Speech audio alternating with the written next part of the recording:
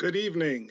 On behalf of Towson University and our African and African American Studies program, I would like to welcome you to the 2021 John Gissendanner Memorial Lecture. My name is Don Wargs. I'm the Director of African and African American Studies, and I would just welcome you to tonight's event, and I appreciate your joining us. The John Gissendanner Memorial Lecture is provided every year, or we try to do it every year, in honor of our late colleague, John Gissendanner. John was a longtime member of the English department at Towson, and he also served for many years as the Director of African and African American Studies. He was a tremendous supporter and promoter of African and African American Studies, as well as just a wonderful teacher and colleague. And so we remember him with this event, and we celebrate him. Every year we try to celebrate him to just recall the wonderful contributions he made to Towson. I would like to acknowledge Dr. Cindy Gissendanner, John's wife and our longtime colleague here at Towson University.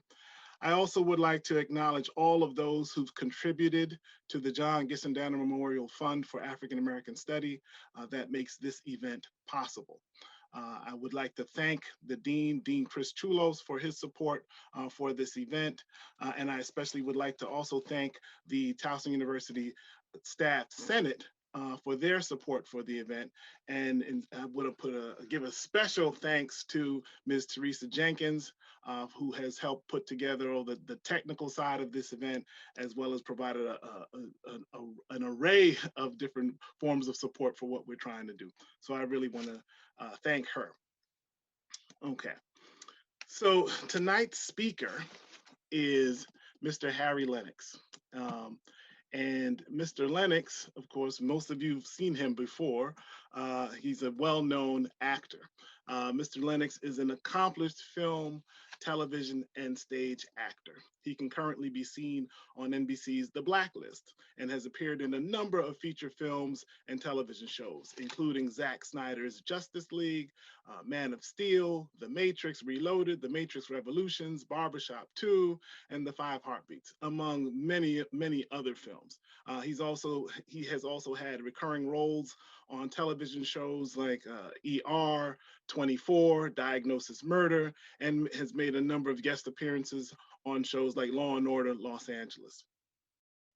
Harry Joseph Lennix III was born in Chicago, Illinois, where he first decided to act in a high school play while he waited for the baseball season to begin.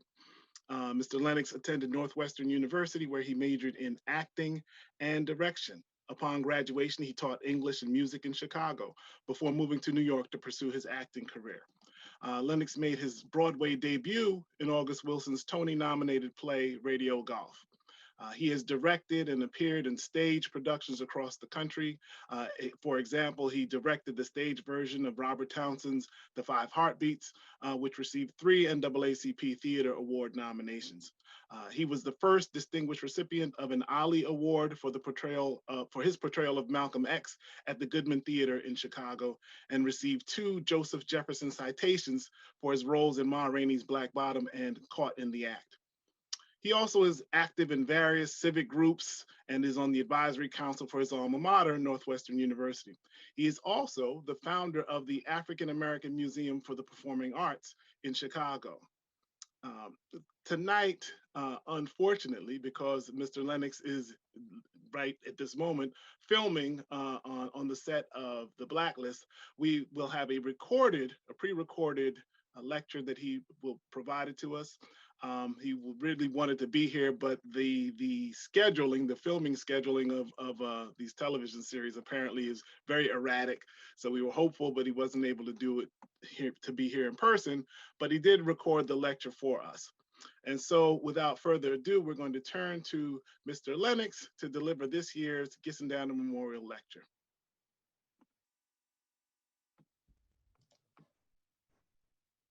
Thank you for having me today. I want to give a special thank you to the John Gissendanner Fund for African American Study and to the African and African American Studies Department at Towson University. This is a great privilege for me to talk about something that's very near and dear to me, That is, in particular, I was given a most intriguing subject to discuss, which is the role of Black art in troubled times. And just to sort of preface these, I'm going to start by using one of my favorite preachers of all time, certainly my favorite politician of all time, the great Adam Clayton Powell Jr. said, I'm going to try to make my remarks like a woman's skirt. That is, short enough to be interesting, but long enough to be respectable. So hopefully with that in mind, we can have an interesting conversation, even though, unfortunately, due to the schedule that I have, and of course the coronavirus, I cannot be there with you in person. But my heart is with you, Towson University, proud of the work that you all are doing.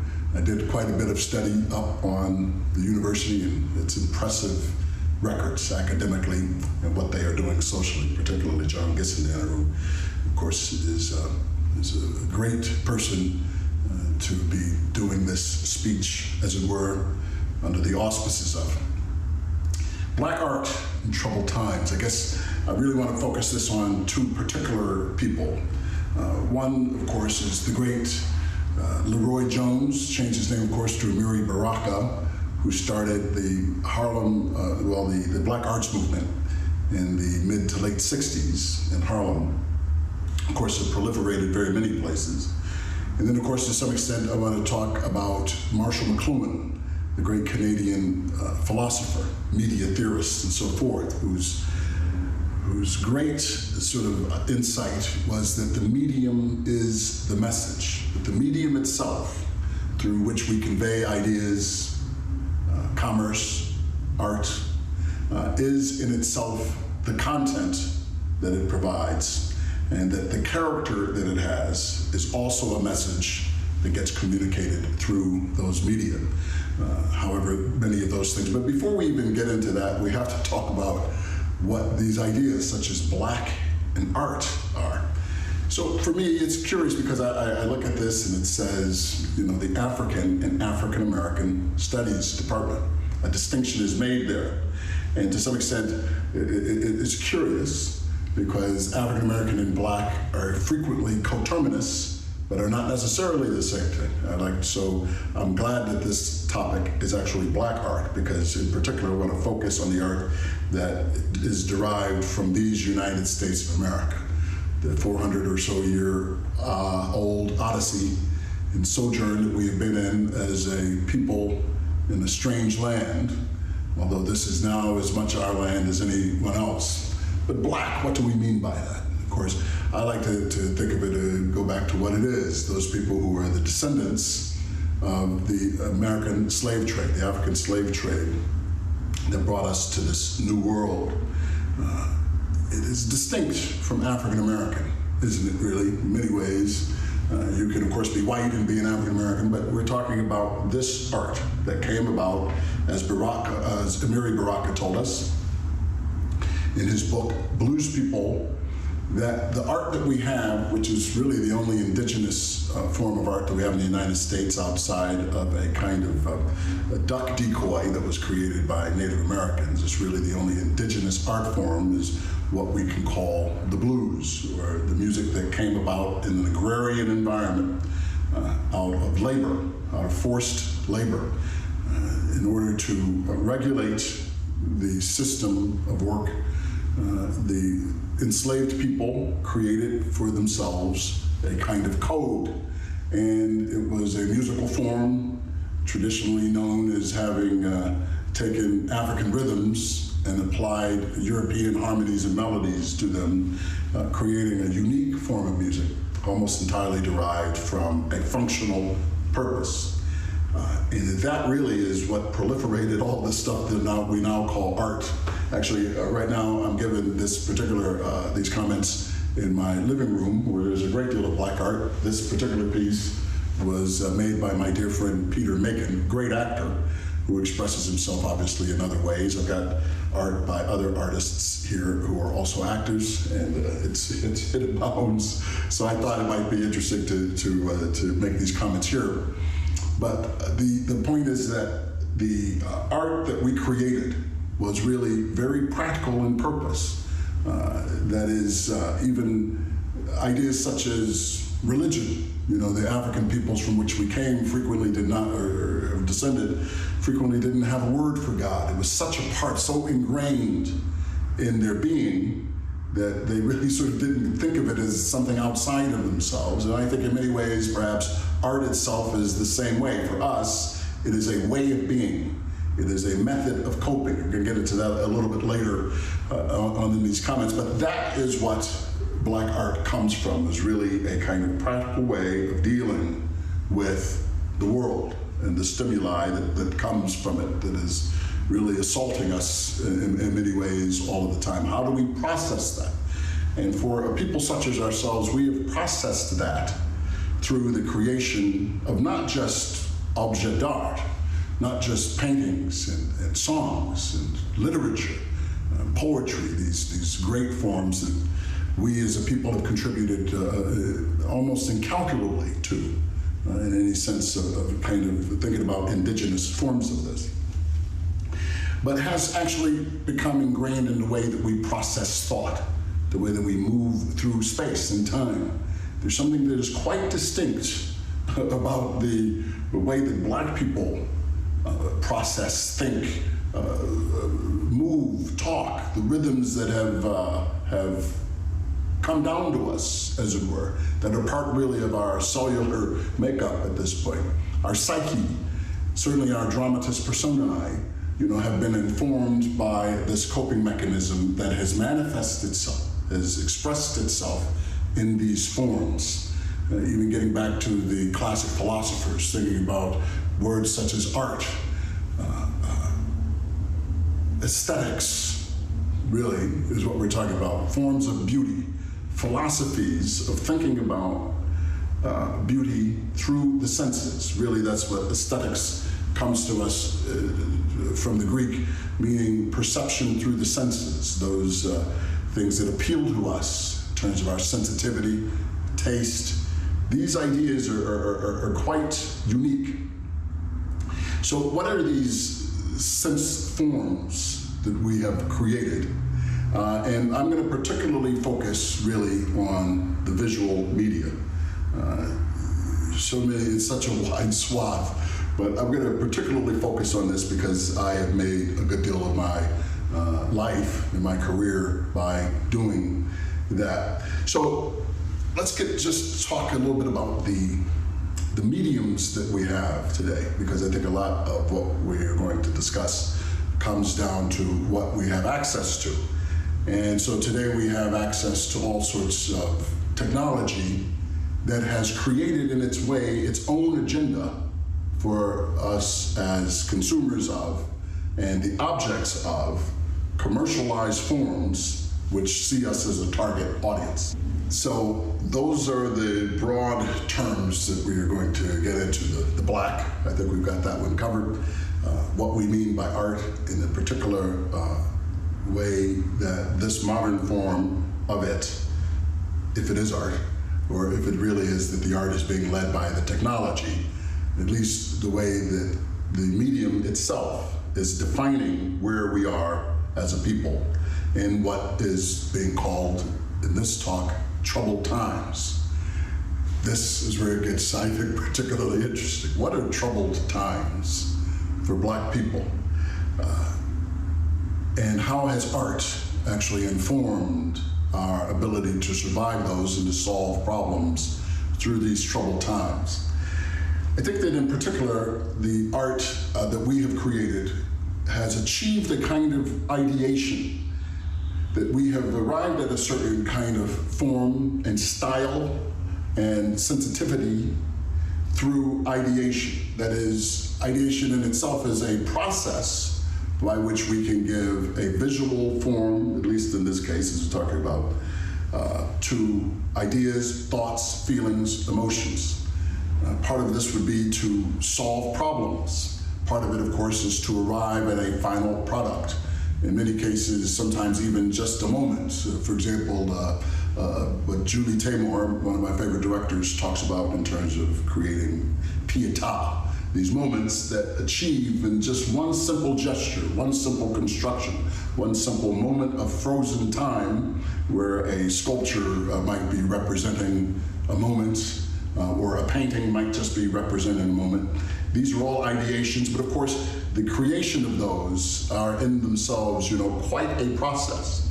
And since to some extent we have not solved this problem, really, of our condition of being here in the United States of America as a people, we have in fact really contributed to what is the processing of all of, as I say, the stimuli that confronts us in our day-to-day lives through the way that we dance, through the way that we move, through the way that we talk, through the spoken word that we have created, the homiletics that we have created, the forms of dance and theater that came about as a function of, again, the Black arts movement, which really abounded throughout the United States of America for some time, and now has reached a kind of stasis. It's really quite remarkable, the dearth of avenues of expression, at least in live media.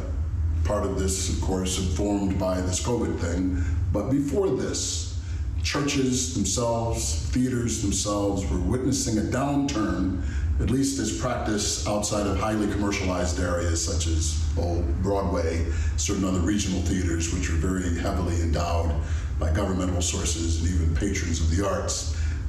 Black art, Black theater, has not really achieved that same level of support.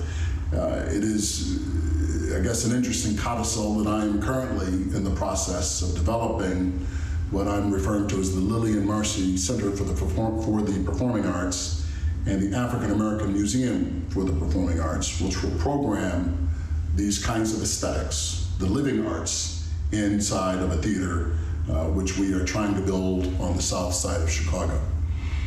Our goal really is to codify, is to become a repository, to curate the highest forms of expression of our people in our 400-year or so history here in the United States, really probably more than that. Actually, we know for certain that the very first enslaved people who came to the New World, as it were, was actually, I think, in 1501. So we've been here quite a long time. People talk about 1619, but it goes back some ways before that. But the point is that we need places, locations, centers where people can know that they're going to go and find out the collective history, which is quite rich. For example, back in the 19th century, the early 1800s, in about 1829 or so, if memory serves, maybe a bit later, there was a theater company in New York City, in the Village, called the African Grove Theater. And this is pre-Broadway. Broadway didn't really happen until about 1860. But before that time, there was rival theater companies that were in New York. Practitioners from all over, at least England, would come and do Shakespeare, for example, certain people. And then there was a Black company, because Blacks were not allowed in those cities. They formed their own theater company, and they were doing Shakespeare. In one particular case, there was the African American company doing, this Black company, doing Richard III. And the complaint was such that that show was shut down. The actors were arrested for daring to do Shakespeare. The theater was burned down, and they were not released until they promised never to do Shakespeare again. There were, of course, we know very many cases where townships were formulated in the United States not having anything at all really to do with theater, but in my argument, Black life is in itself a form of art and is an artistic expression of language, being, movement, emotion, sensitivity. It is in itself, the way that we process is in itself an art. And the point being that there, of course, was many cases where townships were started, people collectively worked to create their own environments, their own sanctuaries and safe havens, and these were destroyed with no recourse whatsoever, no form of justice of any kind. And so, even when successful, we find ourselves in troubled times, having to start all over again. And part of that reason is that we have not systematically, for ourselves, created those institutions that archive, curate, present the highest forms of expressions that have gotten us through this journey of ours in this brave new world. So the Lillian Marcy Center proposes to really be a kind of centralized space, but we want to draw from all the cities of the United States of America, really, and we want to send art to those other places, a kind of cultural exchange that can become the ties that bind, and that instead of having to start all over again each time something comes along that confronts us, that makes it difficult to carry on, that we do know that there is precedent. And so that rather than reinventing the wheel every time, that we will be able really to start from a place where there is a history and that we can build upon that.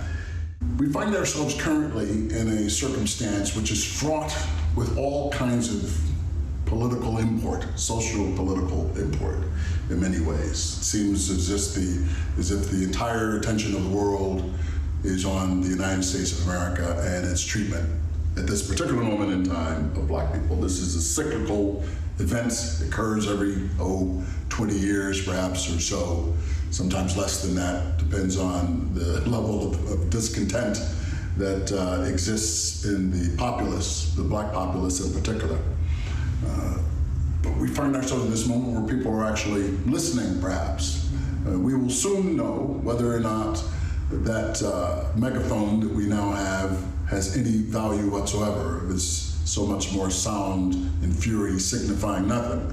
We're going to see this very soon in terms of actually funding these programs, funding these institutions, people giving a lot of attention to community-based programs now, non-traditional places, giving people the opportunity really to decide for themselves, putting municipalities in charge of what's going on more sort of directly. Some even people doing things like giving reparations. There are a couple of towns doing this kind of thing. And so we'll soon know whether that is effective.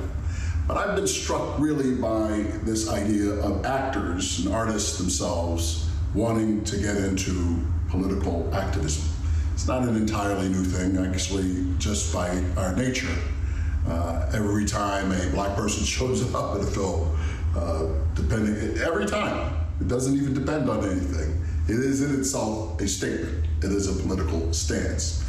And this, I guess, takes us back a little bit to the medium is the message.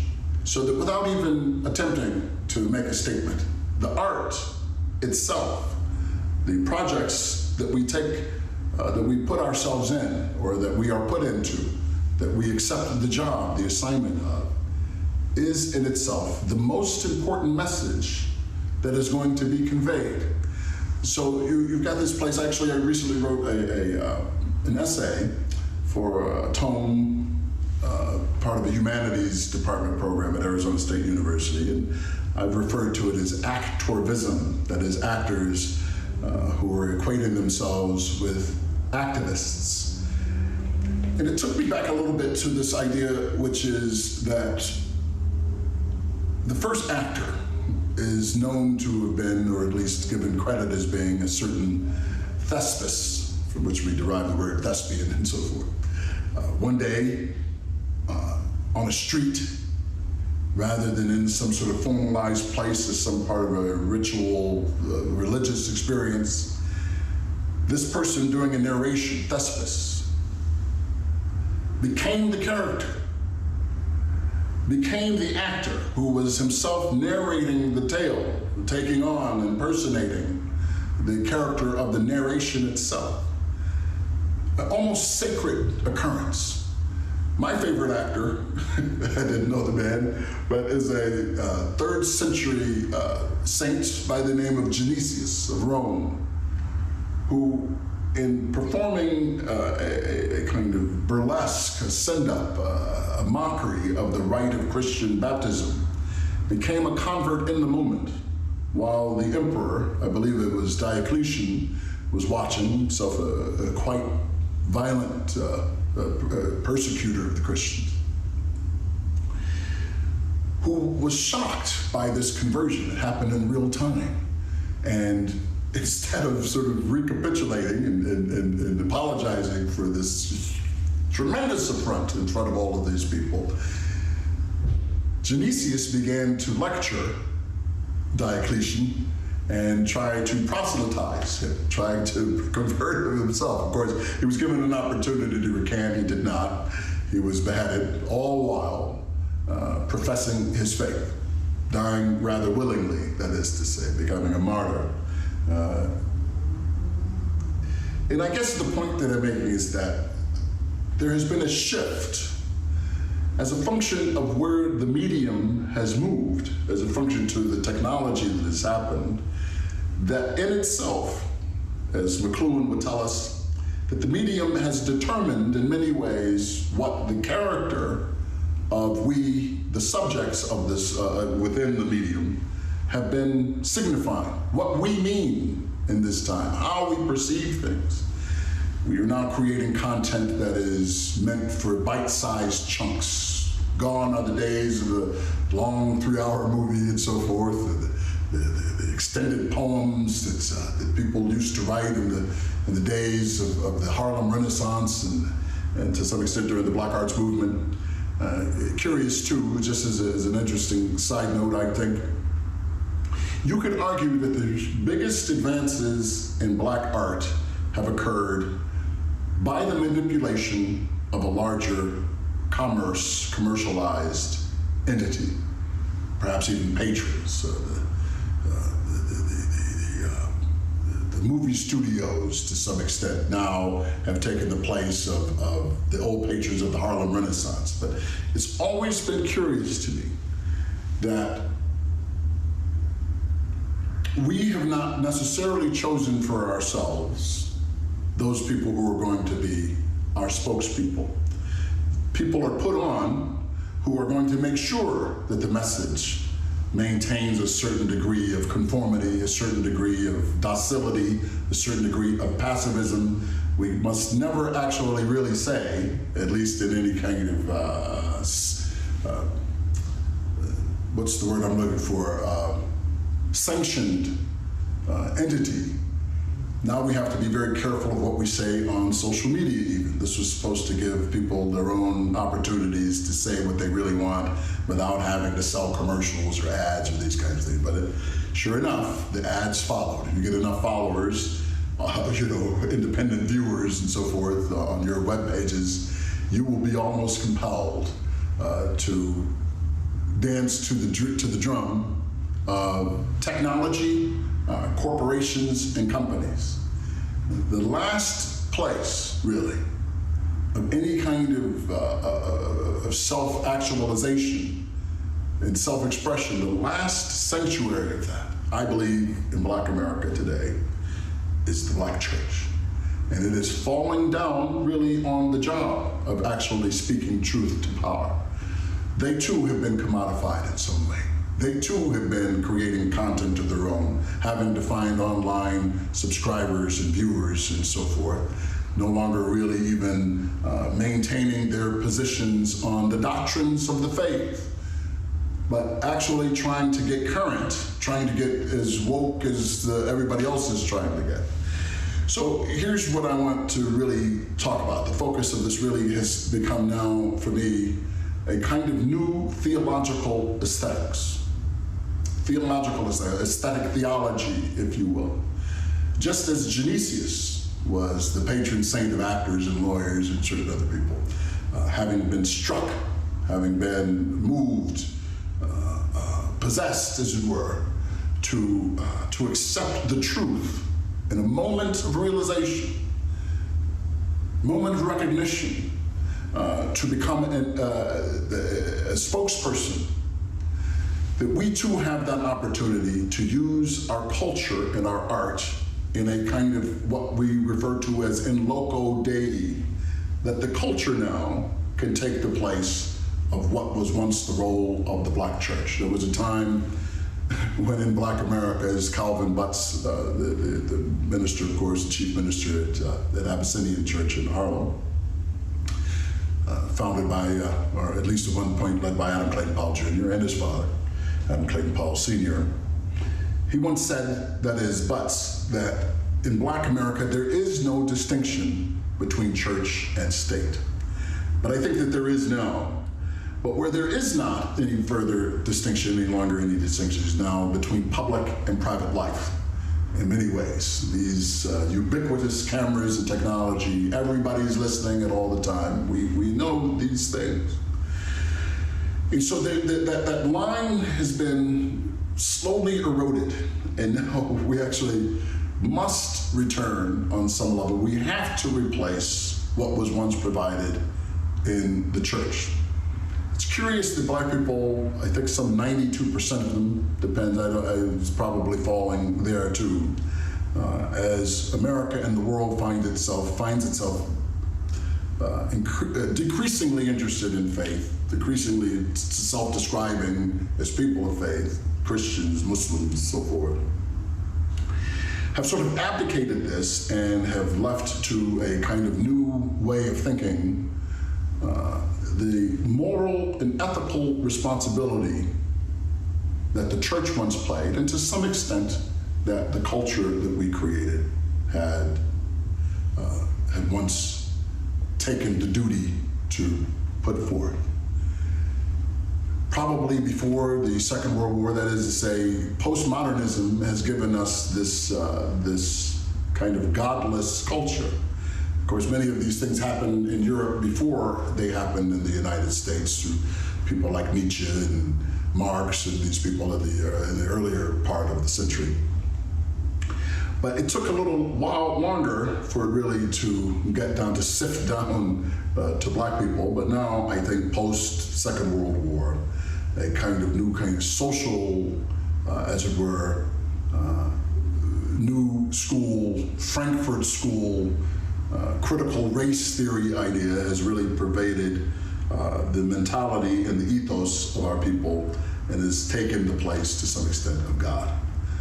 What were the ethical and moral and theological obligations and duties have now become no longer as something divinely derived, a kind of chosen people, as it were. The bellwether of the moral position of the United States has always been the Black people, who did not come here by choice, of course, for the most part. Some who did. Important to say this.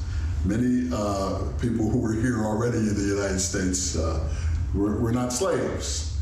But that said, the bellwether, the way that you measure the morality of the country, the progress of the country, has always been, at least I think up until now, what was being done, how the Black man and woman were being treated here in these United States.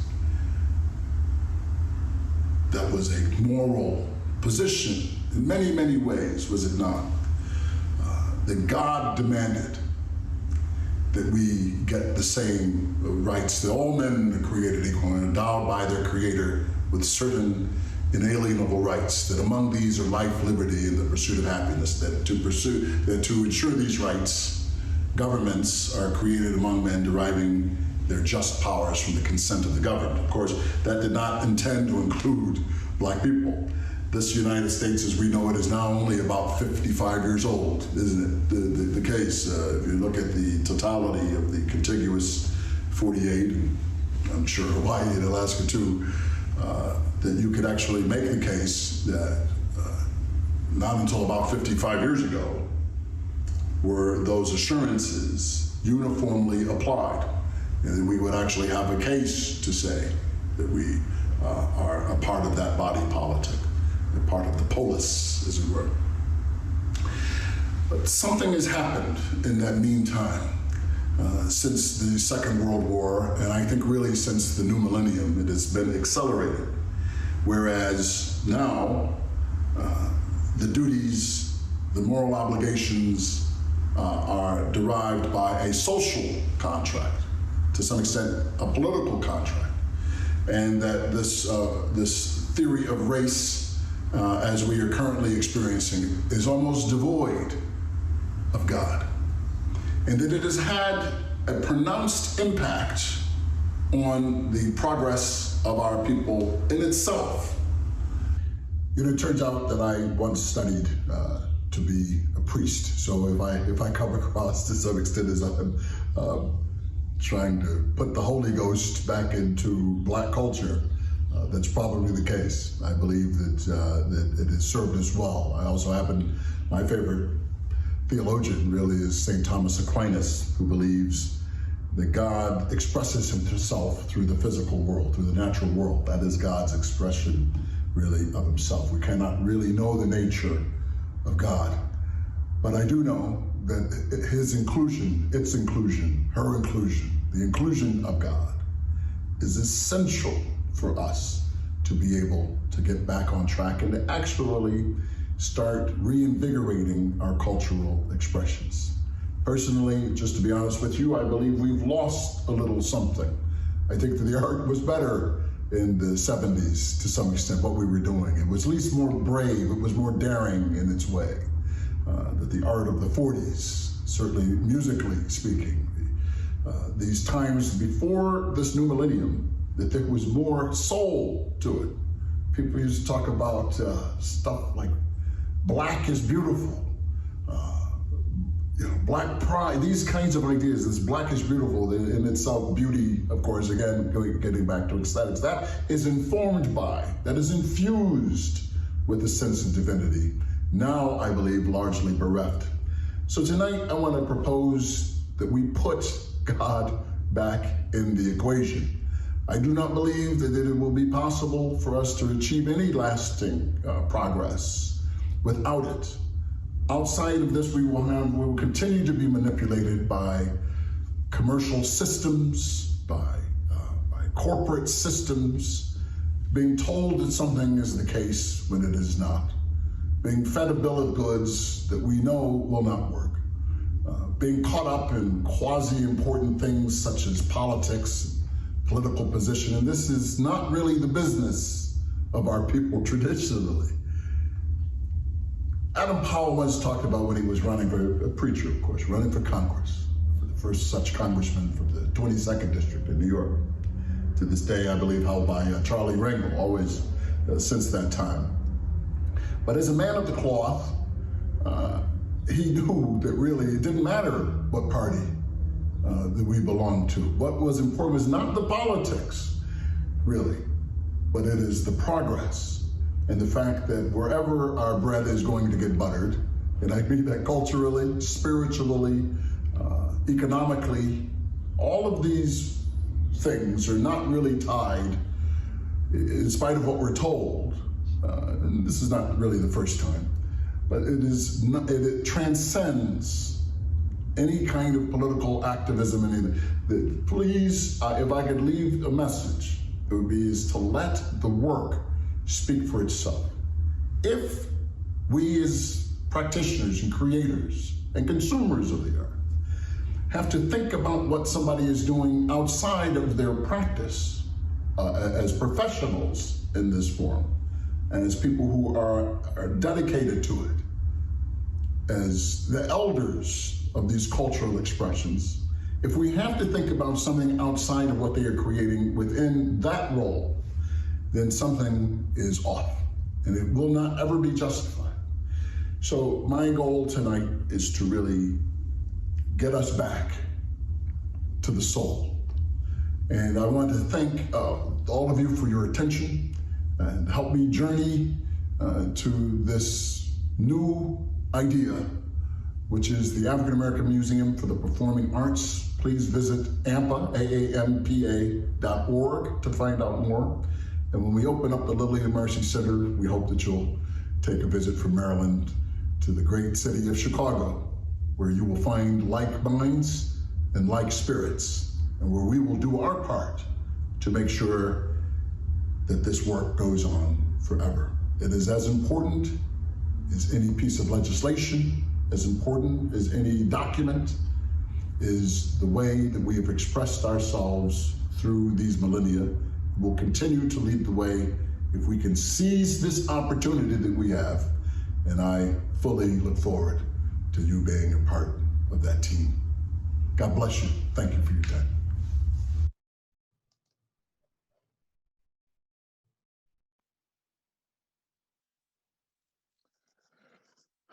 Thank you all.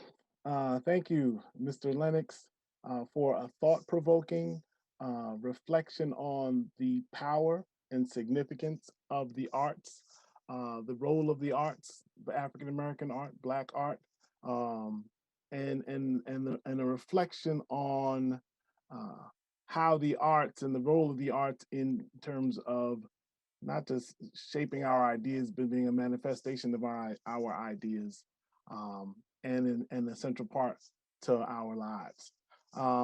With that, I would like to thank everyone for attending. I want to thank all those who supported this event, and with that, I will wish you all a good night. Thanks.